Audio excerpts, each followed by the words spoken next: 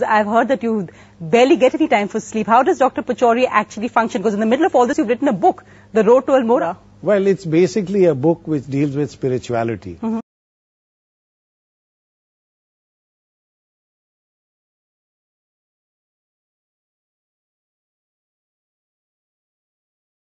Now, there are some passages over there which show intimacy between a man and a woman. Yes. And some friends who are out to damage me have clearly lifted out portions and... Outlook said you should get the Bad Sex Award.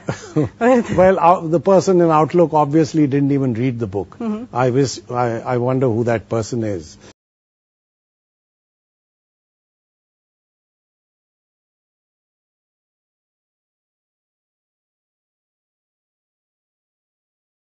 This is 400 pages of material.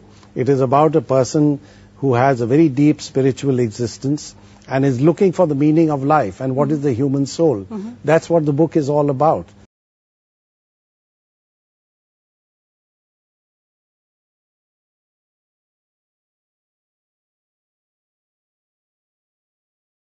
And they picked up something. Don't get diverted by the rest of it. Exactly. So I'm happy that I've written that book because it was a voice within me which wanted to give expression to whatever I felt. Apparently you wrote it on your flights. You have long intercontinental flights. So. Largely while I'm flying. That's when I've written it. And I've got another one that I'm working on now.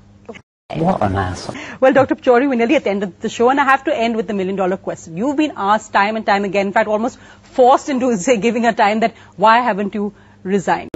I have no intentions of resigning from my position.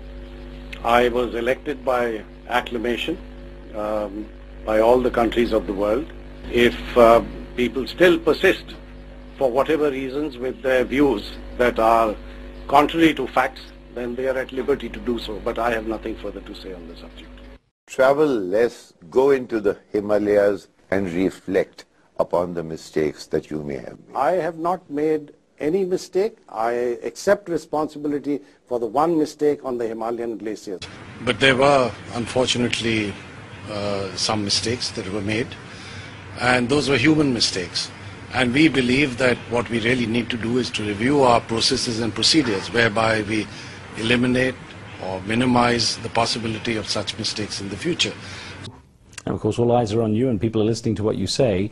You personally, how do you make sure your carbon footprint is minimized? What do you do to try to preach, follow what you preach? Well, my carbon footprint is terrible. It just gives me a great sense of guilt.